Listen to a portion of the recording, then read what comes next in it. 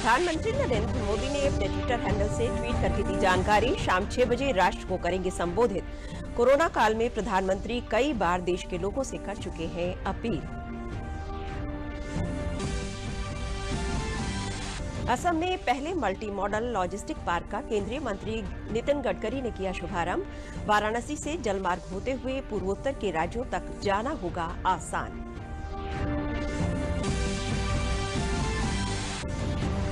केंद्रीय मंत्री स्मृति ईरानी ने अपने लोकसभा क्षेत्र अमेठी के 1 दिवसीय दौरे पर की विकास कार्यों की समीक्षा। कई योजनाओं को जनता के लिए किया समर्पित।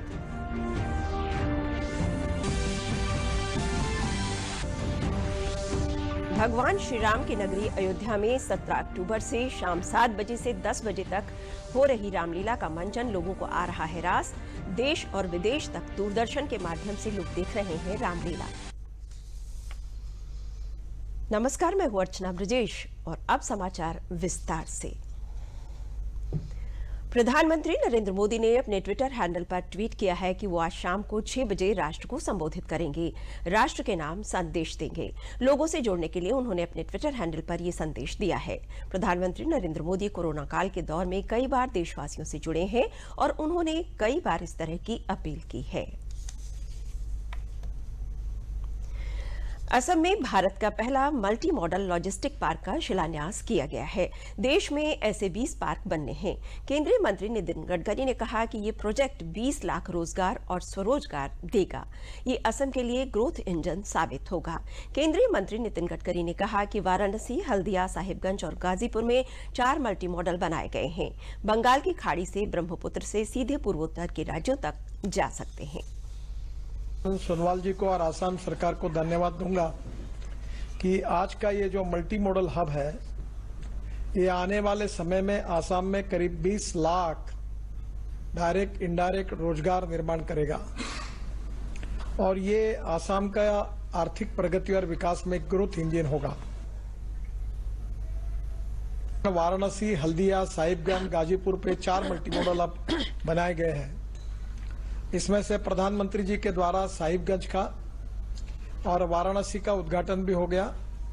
अभी हल्दिया और गाजीपुर का की जल्दी होगा।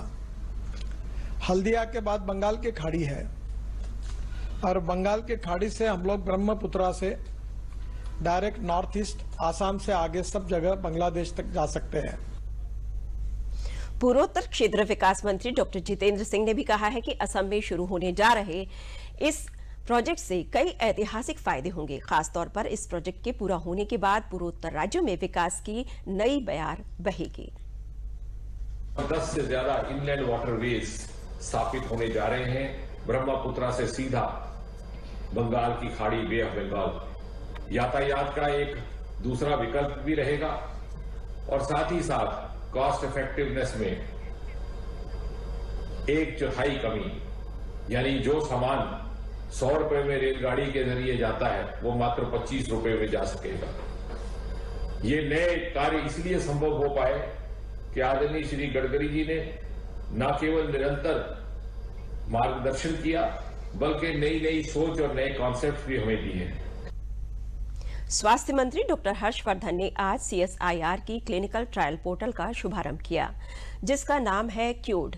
इसकी सहायता से देश भर में कोविड-19 की क्लिनिकल ट्रायल की वर्तमान स्थिति को लाइव ट्रैक किया जा सकेगा। वीडियो कॉन्फ्रेंसिंग के जरिए CSIR के जाने माने वैज्ञानिक जुड़े हैं। अब दवाई बनाने की दिशा में भी प्रयास हो रहे हैं। ये पोर्टल दवाई के निर्माण को लेकर भी जानकारी उपलब्ध कराएगा। तो आज हमने ये क्योर्ड नाम का एक पोर्टल, ये जो है इस पोर्टल को लॉन्च किया है।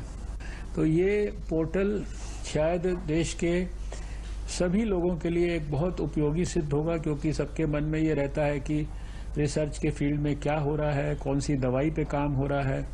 इस बार फिर हम India international science festival Covid के बावजूद भी करेंगे और इस बार जो है निश्चित रूप से उसको वर्चुअल करेंगे, लेकिन शायद और बड़े पैमाने पर करेंगे।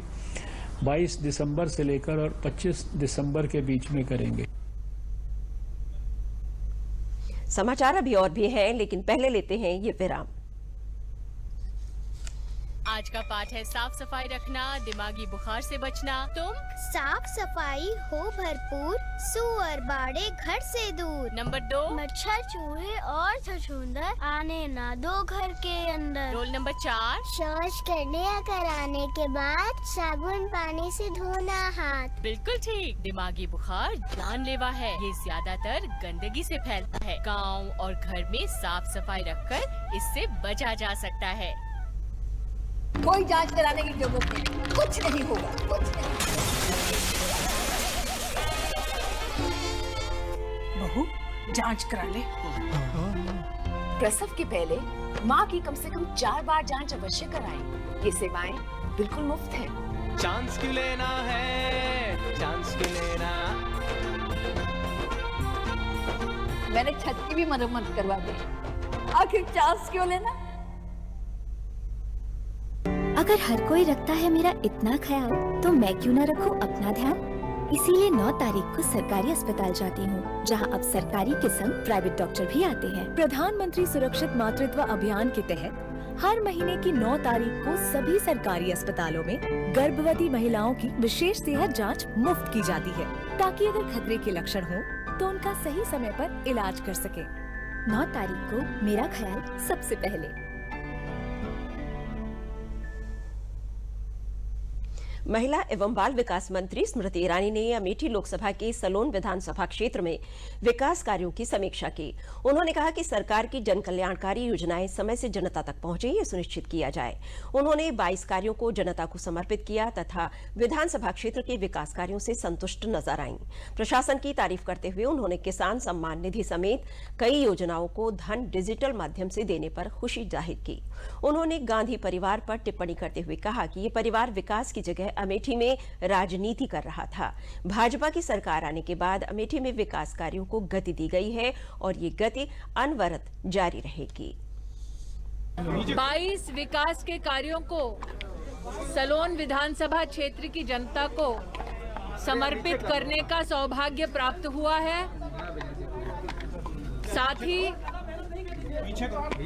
District magistrate, superintendent of police के साथ साथ जिला प्रशासन के कई अधिकारियों के साथ क्षेत्र की जनता की चुनौतियों के समाधानों का संकल्प लेकर आज यहां पर बैठक करने का मुझे सुअवसर प्राप्त हुआ है। डीएम साहब और एसपी साहब ने आश्वस्त किया है कि चाहे वो पेयजल की समस्या हो, चाहे वो विशेष रूप से समाज कल्याण के कार्य हों अथवा सड़कों की मरम्मत का प्रयास हो, इन सभी प्रयासों में एक निश्चित अवधि में समाधान हर ग्राम तक पहुंचाने का काम जिला की प्रशासनिक टीम करेगी। कानपुर के घाटमपुर में हो रहे उपचुनाव की जनसभा को प्रदेश अध्यक्ष स्वतंत्र देव सिंह ने संबोधित किया। भाजपा प्रत्याशी उपेंद्र पासवान के समर्थन में उन्होंने कहा कि गरीबों के लिए सस्ते राशन की व्यवस्था प्रधानमंत्री नरेंद्र मोदी ने की है। कोरोना के काल में भी गरीबों को प्रदेश सरकार ने राशन समेत आवश्यक सुविधाएं उपलब्ध कराई हैं। उन्होंने कहा कि जब जनता को राशन की जरूरत थी तब विपक्ष कहां था। प्रदेश अध्यक्ष ने कहा कि प्रधानमंत्री नरेंद्र मोदी और मुख्यमंत्री योगी आदित्यनाथ जनता के हित के लिए 24 घंटे 7 दिन काम करते हैं। उन्होंने भाजपा को लोगों से वोट देने की अपील की, जिससे विकास के कार्यों को पूरा किया जा सके। ये सीट कमल रानी वरुण के दिवंगत होने के कारण रिक्त हुई है। जो आज आपको राशन कार्ड, गैस की योजना, प्रधानमंत्री आवास, तो 2 महीने में 2 बार राशन पर फ्री में और सस्ते में गल्ला मिल जाए, इसकी व्यवस्था किसी ने किया मित्रों? तो आदरणीय मोदी जी ने किया। उत्तर प्रदेश के बीजेपी के कार्यकर्ताओं ने भी करोड़ों लोगों को राशन किट और भोजन का किट पहुंचाने का काम किया। तो भारतीय जनता पार्टी ने पूछो चुनाव जो लड़ रहे हैं कि कल कहां थे जब राशन का समय था, जब हाहाकार था तो कहां थे? इसलिए देश को बचाने का मित्रों आप विश्वास करो आदरणीय मोदी जी पर, आदरणीय योगी जी पर मित्रों। 24 घंटे प्रतिदिन सुबह से लेकर शाम तक 24 घंटे सप्ताह के 7 दिन न थकते हैं न रुकते हैं और रात दिन परिश्रम की करीब उच्चतम। अनंत काल से अयोध्या के तट पर सरयू प्रवाहमान है, तो वहीं सरयू तट पर इन दिनों भगवान श्री राम की लीला का मंचन लक्ष्मण किला में हो रहा है। आइए देखते हैं अयोध्या की रामलीला में तीसरे दिन की लीला का मंचन।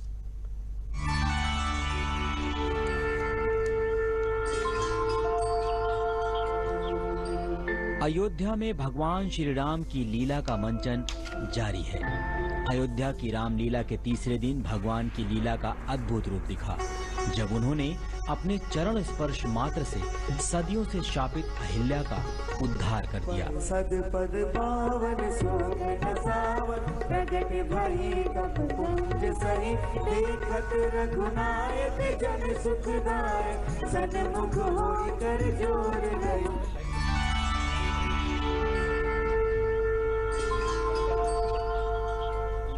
कल्याण हो। सीता जी के स्वयंवर का निमंत्रण पाकर गुरु विश्वामित्र दोनों राजकुमारों को लेकर विदेह पहुंचते हैं।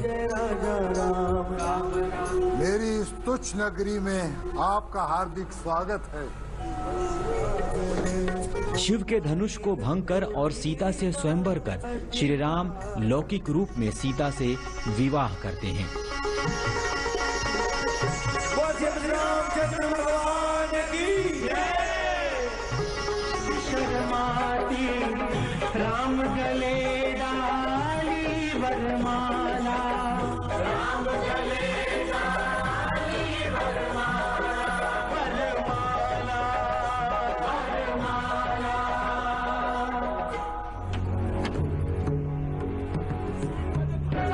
भगवान शिव के धनुष के भंग से क्रोधित परशुराम लक्ष्मण संवाद मंच का विलक्षण क्षण था। अच्छा अपराधी हम ही सही, ये देखते रहेंगे खड़े खड़े, मैं तेरी गर्दन काट दूंगा। अयोध्या के सरयू तट पर जारी रामलीला में राम रस से भक्तजन अभिषिक्त हो रहे हैं। सीता स्वयंवर के बाद आज मंगलवार को अयोध्या की रामलीला में राम वन गमन का मंचन किया जाएगा। अश्वनी मिश्र और आशुतोष शुक्ल की रिपोर्ट, डीडी न्यूज अयोध्या। राज्य सरकार की महत्वाकांक्षी योजना के तहत सुपर स्पेशलिटी कैंसर संस्थान 77 एकड़ में बन रहा है। संस्थान के स्वीकृत प्रोजेक्ट 805 करोड़ तथा आवासीय ब्लॉक 30.75 करोड़ से निर्मित किया जाएगा। 30 शैय्या का IPD radiation oncology operation theatre, liner accelerator, CT scan के साथ 54 बेड की सुविधा के साथ शुभारंभ किया जाएगा। जल्द ही टाटा कैंसर इंस्टीट्यूट मुंबई की तर्ज पर इसे चलाया जाएगा। महिलाओं और छात्रों की सुरक्षा करने वाली बरेली पुलिस ने अब सस्ते दामों पर सैनिटरी नैपकिन पैड उपलब्ध कराने की पहल शुरू की है। महिला पुलिसकर्मी महिलाएं और छात्राओं को आसानी से सैनिटरी पैड उपलब्ध हो सके। बाजार के महंगे सैनिटरी पैड से यहां तैयार सैनिटरी पैड की कीमत बेहद कम है। इस यूनिट में बनने वाले सैनिटरी पैड को बरेली रेंज के चारों जिलों में पुलिसकर्मियों की कैंटीन पर बेचा जाएगा। जो महिला अपराधियों को पुलिस गिरफ्तार करेगी उन्हें भी मुफ्त में सैनिटरी पैड उपलब्ध कराया जाएगा। बरेली रेंज के डीआईजी की पहल पर पुलिस लाइन में सैनिटरी पैड बनाने की मशीन को लगवाया गया है। इस मशीन को चलाने के लिए किसी बाहर के व्यक्ति की जरूरत नहीं है, बल्कि पुलिस लाइन में ही तैनात महिला पुलिसकर्मियों के द्वारा सैनिटरी पैड को बनाकर उपलब्ध कराया जा रहा है।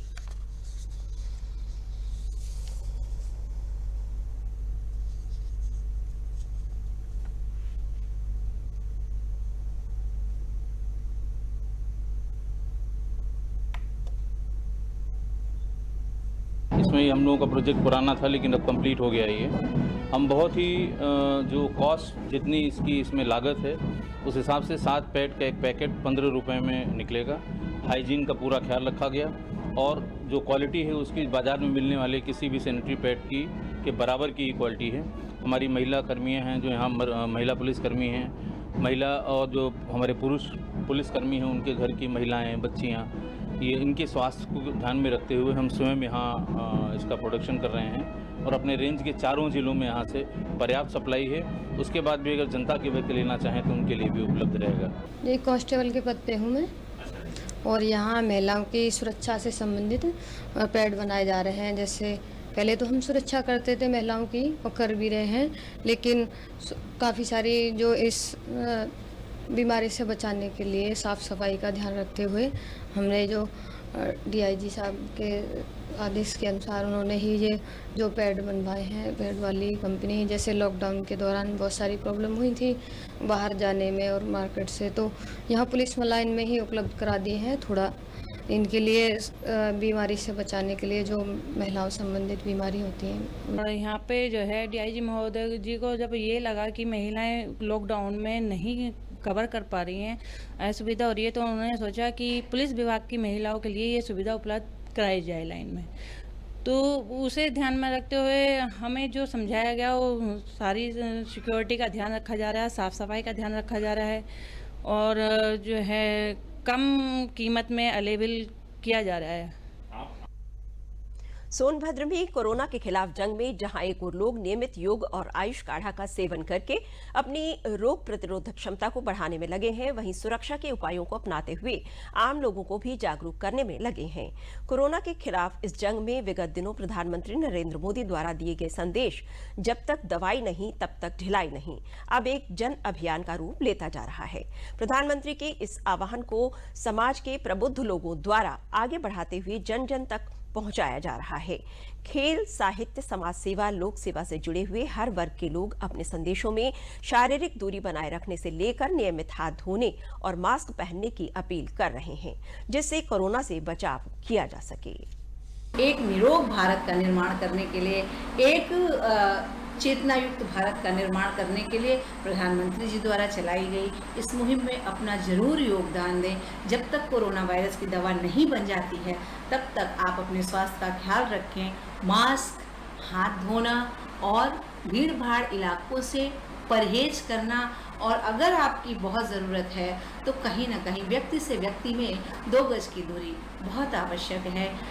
इस जीवन की ये मजबूरी अब दूरी है बहुत ज़रूरी, कुदरत समझाने आई है सबको श्रद्धा और सबूरी, जीवन शैली में परिवर्तन ठान जाइए।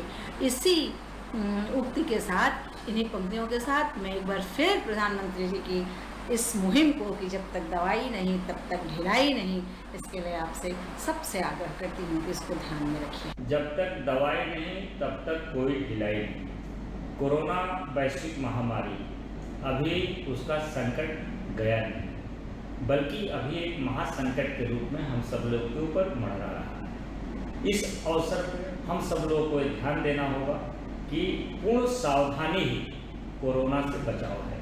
जिस प्रकार से देश के प्रधानमंत्री नरेंद्र भाई मोदी जी ने अपने देशवासियों से आग्रह किया है कि मास्क जरूर लगाएं, हाथों को बार बार साबुन से या सैनिटाइज करते रहें और सार्वजनिक जगहों पे 2 गज की दूरी का अवश्य पालन करें। एक केवल 3 काम, यदि 3 कामों का हम ध्यान रखेंगे तो जरूर कोरोना हारेगा और हमारा देश जीतेगा।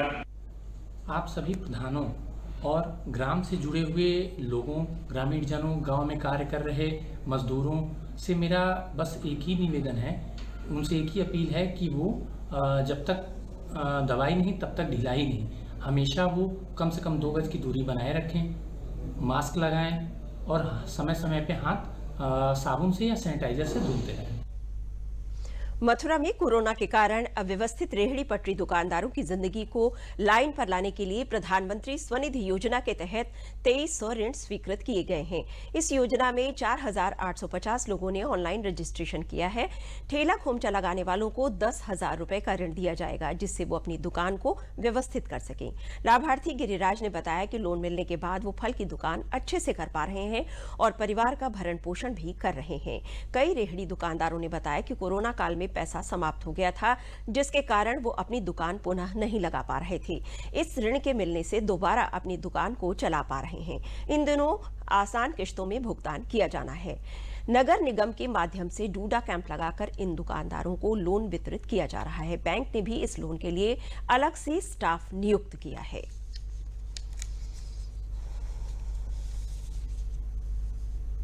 निधि योजना है, इसके ऋण वितरण का कार्यक्रम था। इसमें केनरा बैंक ने, इंडियन ओवरसीज बैंक ने, पीएनबी ने, कई बैंकों ने मिलकर यहाँ ऋण वितरण का कार्यक्रम किया था। तो यहाँ पे करीब 78 लोगों को ऋण वितरण किया। ये इस योजना के अंदर 10,000 रुपये व्यवसाय के लिए जो खेल विक्रेता या उनको 10,000 रुपये ऋण दिया जाता है, तो 1 साल में रिपेबल होता है और इसमें इंटरेस्ट समर्थन भी मिलता है और डिजिटल लेन देन पर भी पैसा लौट के आता है। योजना बहुत बढ़िया है और अगर ये लोन 1 साल के अंदर ढंग से चुकता करते हैं तो उनके आगे भविष्य में भी आगे और काम करने के लिए लोन देने की अच्छी योजना रहती है। हमारे जो भाई बहन हैं, जो हमारे बेड़ी पथरी वाले हैं, उनको हमने एक आयोजन किया गया था जिसके तहत जो प्रधानमंत्री माननीय हमारे प्रधानमंत्री की तरफ से पीएम स्वनिधि की योजना चलाई गई थी, जिसके तहत कोविड-19 की वजह से जिस वजह से लोगों की आजीविका छीन रही थी, तो उसके तहत लोगों को 10,000 रुपये का ऋण दिया जा रहा था। इसके तहत ऋण वितरण के कार्य हेतु एलडीएम साहब की संस्था में हमारे यहाँ एक कैंप का आयोजन किया गया था, जिसमें हमारे पथ विक्रेताओं को बुलाया गया था और यहाँ पर ऋण वितरण का कार्य किया गया, जिससे कि वो अपनी आजीविका स्टार्ट कर सकें। इसमें 10,000 रुपये लेने आए थे, उसका बिजनेस करेंगे, वो रेडी लगाते हैं। कोरोना की महामारी के चलते हुए मोदी जी ने लोन पास करवाया था, वो इस तहत लोन पास हो गया है और मैं क्या नाम है इस बात से बहुत खुश हूँ और सारे काम मेरे हो चुके हैं। मेहनत मजदूरी करके मैं अपने परिवार को पाल रहा हूँ और मोदी जी को धन्यवाद। मेरा नाम हसन मोहम्मद है जी। 10,000 रुपये के लोन भरे जा रहे थे, हमने 10,000 का लोन भरा था।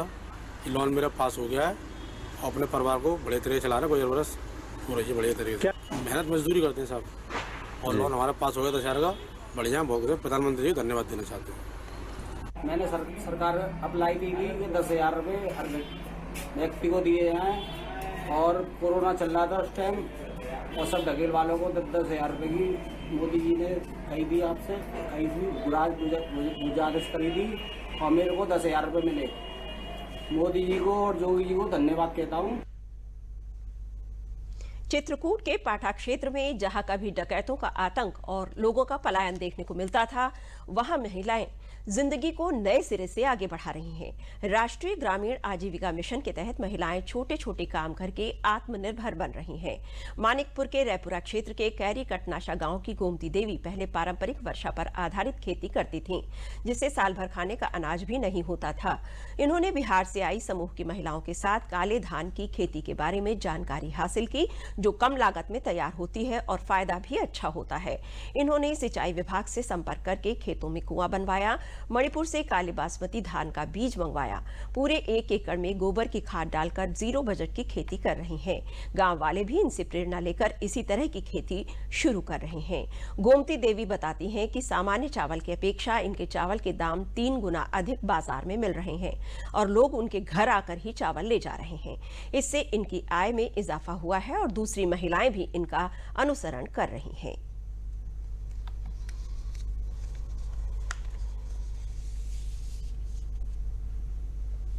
इतना थी कि मेरे एक दिन को भोजन को नहीं था। अब जब से हमें सरकार ने कुआं दे दिया तो कुआं से हमने थोड़ा लाइट लग गई। मोदी ने सर जब लाइट भेज दी, हमारा कुछ नहीं था, बहुत गरीब थे, तो कुआं खन गए। तो कुआं से हम थोड़ा थोड़ा सींच करके या अपने जो है 1 बीघा खेती पहले धान की किया। अब 1 बीघा से हमने 0 बजट गाय मराई डहरा देने गाऊंगा। हम अपनी गैया नहीं डहराए, हमारे आज जो है 10-15 गैया मेरे घर में है। हमने पाप नहीं लिया, तो उसी का गोबर जुहा रहे थे, मूत जुहा रहे थे, घन जीवामृत बना रहे थे, जीवामृत बना रहे थे और उसी को जो सुखा के छीट करके आज मैं 2-2.5 बीघा धान लगा रहे। तो देखो आज हमारा धान सर तुम्हारे भाग से कितना लहरा रहा है। और समूह से जुड़कर ही मेरी सासू माँ ने जो वार्मिक कंपोस्ट है और 0 बजट खेती में जो भी परेशानी आई है उसमें समूह के द्वारा ही हमें मदद मिली है। और उन समूह के द्वारा ही हमको मतलब यहाँ तक हम लोग पहुँच पाए हैं, बहुत मदद मिलती है। बुंदेलखंड में जनपद चित्रकूट स्थित है और यहाँ पर पलायन एक बहुत बड़ी समस्या है। यहाँ के पुरुष वर्ग प्रायः रोजी रोटी कमाने के लिए अपने गांव को छोड़कर बाहर चले जाते हैं और जो घर की पूरी जिम्मेदारी होती है वो महिलाओं के ऊपर रहती है।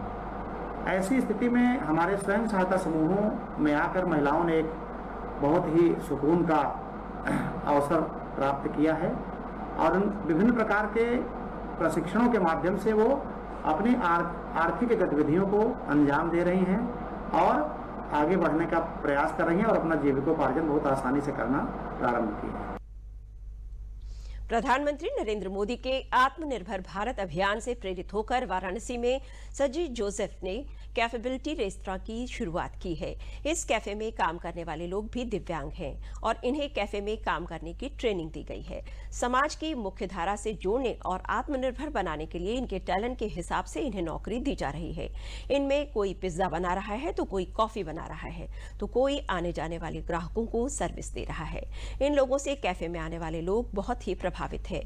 दिव्यांगों को भी काम करने से उनका आत्मबल बढ़ा है और समाज में एक नई पहचान मिली है। इस रेस्तरां को दिव्यांगों के साथ जोड़कर काम शुरू किया गया है। आने वाले ग्राहक भी इन दिव्यांगों की सेवा से प्रसन्न हैं और रेस्टोरेंट में अच्छी खासी संख्या में लोग आ रहे हैं। मेरे फ्रेंड का बर्थडे यहाँ सेलिब्रेट करने के लिए आए थे और सबसे पहली चीज़ की जब मैं यहाँ पे आई ना तो मैंने फर्स्ट टाइम नोटिस नहीं किया था, बट अभी मैंने नोटिस किया कि जो यहाँ के वेटर्स हैं मतलब मुझे देख के बहुत खुशी हुई कि मतलब बाहर नॉर्मली ऐसे जाइए तो बहुत आप लोगों को हाई फाई एंड सब मिल जाएगा, लेकिन सबसे अच्छी चीज़ यहाँ पे ये थी कि इन लोगों ने जिनका मतलब सोसाइटी में लोग कहते हैं कुछ नहीं कर सकते, बट इन लोगों ने उन्हें जॉब दिया है, उन्हें मतलब एक तरीके से एम्प्लॉयमेंट दी है। ये बहुत अच्छी बात है। सच बताऊँ तो मुझे यहाँ देखिए ये चीज़ बहुत अच्छी लगी। मैंने अपने फ्रेंड्स को भी बताया ये चीज़। और किचन का सारा पिज़्ज़ा पास्ता सर्विस सब कुछ हम लोग बनाते हैं अपने पे, सब कुछ प्रिपरेशन भी सब कुछ हम लोग अपने से करते हैं। मुझे तो यहाँ पे काम करके बहुत ही अच्छा लग रहा है और समाज में ये मैं संदेश देना चाहूँगी कि डिसेबल बच्चों को कभी भी किसी को भी कम नहीं समझना चाहिए। बस उन्हें एक मौके की तलाश होती है, उन्हें वो मौका ज़रूर देना चाहिए और वो अपने आप को साबित करके ज़रूर एक दिन दिखाएंगे। सर पहले की नज़र से तो देखते थे कि हम कुछ नहीं कर पाएंगे, लेकिन अब तो सबको भी यही देख करके लगता है कि हाँ हम लोग कुछ नहीं किया, हम लोग बहुत कुछ कर पाए। सर ऐसे बच्चों को ना सपोर्ट की ज़रूरत है, उन्हें एक मौका दिया जाएगा तो वो भी कुछ हम लोगों के जैसा कर दिखाएंगे। ये कैपेबिलिटी जो है वो विशेष करके दिव्यांग बच्चों के लिए, दिव्यांग लोगों के लिए समर्पित है और यहाँ पे हम बच्चों को हॉस्पिटल सेक्टर में, होटल इंडस्ट्री में हम इनको ट्रेनिंग देते हैं और हमारे माननीय प्रधानमंत्री जी श्री नरेंद्र मोदी जी का कॉन्स्टेंसी है और उन्होंने बहुत सारे काम दिव्यांग बच्चों को लेकर कर रहे, दिव्यांग लोगों को लेकर कर रहे हैं, तमाम प्रकार के काम उन्होंने कर रहे हैं। उनको उन कामों से हम भी प्रेरित हैं और हम भी सोचा कि इन सभी दिव्यांग बच्चों को, मैंने जो इस सेक्टर में इंटरेस्टेड है, उन बच्चों को ट्रेनिंग करते हुए, उनको आत्मनिर्भर करते हुए अपने पैरों पे खड़े होने के लिए हम मदद कर रहे हैं और ये 1 साल का ट्रेनिंग होता है और 1 साल की ट्रेनिंग के बाद हम उनको प्लेसमेंट करने के लिए कोशिश करते हैं। जो लोग यहाँ पे काम करने के लिए इच्छुक है, जो तैयार है, उनको हम यहाँ पे स्टाफ के रूप में रखा जाता है और बाकी लोगों को हम प्लेसमेंट करने के लिए कोशिश करते हैं। प्रदेश सरकार मिशन शक्ति अभियान के तहत महिलाओं और बालिकाओं को सुरक्षा और सम्मान के साथ साथ स्वावलंबन दे रही है। आजमगढ़ जनपद की पुलिस विभाग द्वारा शक्ति परि लैंगिक समानता, लैंगिक हिंसा की रोकथाम और पीड़ित को सामाजिक प्रतिष्ठा दिलाने के लिए जागरूक किया। इस अभियान के तहत शहरी क्षेत्रों के साथ साथ ग्रामीण क्षेत्रों की महिलाओं को जागरूक किया जा रहा है। इसमें बेसिक शिक्षा विभाग के साथ अन्य कई विभाग भी भूमिका निभा रहे हैं। आजमगढ़ परिक्षेत्र के उप पुलिस महानिरीक्षक सुभाष चंद्र दुबे ने बताया कि मिशन शक्ति अभियान की शुरुआत मुख्यमंत्री ने की है। इसका उद्देश्य महिलाओं को सुरक्षा समेत स्वावलंबन देना है। उन्होंने कहा कि महिलाओं को जागरूक करने के साथ ही विभिन्न थानों में महिला हेल्प डेस्क की स्थापना भी की गई है। माननीय मुख्यमंत्री महोदय के मार्गदर्शन में मिशन शक्ति, जो बेसिकली वुमेन एम्पावरमेंट से संबंधित है, कार्यक्रम का शुभारंभ नवरात्रि के पावन पर्व के प्रथम दिवस से शुरू हुआ है और इसका समापन 25 अक्टूबर को होगा। इन 9 दिनों में भिन्न भिन्न महिला सशक्तिकरण के कार्यक्रम स्कूल, कॉलेज, ग्राम देहात से लेकर के सार्वजनिक प्रतिष्ठानों पर आयोजित किए जा रहे हैं। इसके तहत पुलिस अधिकारी व प्रशासनिक अधिकारी महिला सशक्तिकरण से संबंधित सरकार की योजनाओं का, उनकी सेफ्टी, उनके स्वास्थ्य से संबंधित भिन्न भिन्न हेल्पलाइनों का, जैसे 1076, 181, 1090, 102, 108, 112, ये सारी जो आपातकालीन सेवाएं हैं जिनमें भिन्न भिन्न प्रकार के ग्रीवांस को डील किया जाता है, इनका भी व्यापक प्रचार प्रसार महिलाओं के बीच में करके उनमें जागरूकता लाई जा रही है कि किसी भी प्रकार की अगर उनको समस्या होती है तो तत्काल वे इन हेल्पलाइनों की मदद से अपनी समस्या को दूर करें। अंत में प्रमुख समाचार एक बार फिर। प्रधानमंत्री नरेंद्र मोदी ने अपने ट्विटर हैंडल से ट्वीट करके दी जानकारी। शाम 6 बजे राष्ट्र को करेंगे संबोधित। कोरोना काल में प्रधानमंत्री कई बार देश के लोगों से कर चुके हैं अपील।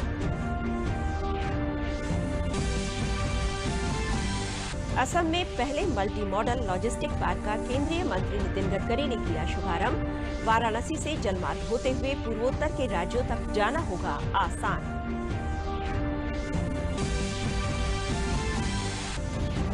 केंद्रीय मंत्री स्मृति ईरानी ने अपने लोकसभा क्षेत्र अमेठी के 1 दिवसीय दौरे पर की विकास कार्यों की समीक्षा।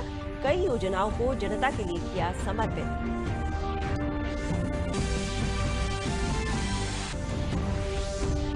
भगवान श्री राम की नगरी अयोध्या में 17 अक्टूबर से शाम 7 बजे से 10 बजे हो रही रामलीला का मंचन लोगों को आ रहा है रास।